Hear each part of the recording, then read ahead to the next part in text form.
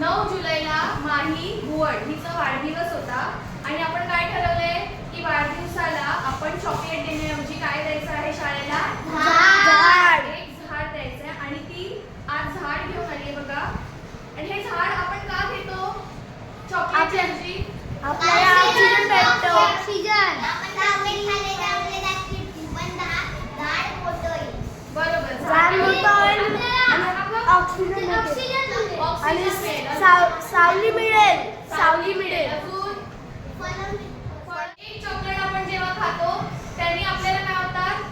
तोटे होतात, म्हणजे वाईट परिणाम होतात. दात किडतात, दात दुखतात आणि ते चॉकलेट खाल्लं की संपलं. पण हे जे आणलेलं माहिती झाड आहे, आज ती हे झाड आपल्या शाळेत लागेल. पण जेव्हा ती 10वी होऊन या शाळेतून बाहेर पडेल, कॉलेजला जाईल, तेव्हा हे झाड कोणी नेलं असेल का रे?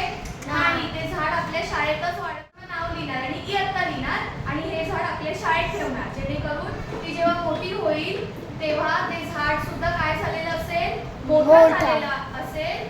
आणि माहिती येशील ना भेटायला झाडाला? आणि आपल्या शाळेला आणि तुम्हाला आणि तिने स्वतःला दिलेली सगळ्यात सुंदर भेटवस्तू आहे बर्थडेची. कळलंय? चला टाळ्या वाजवा यासाठी.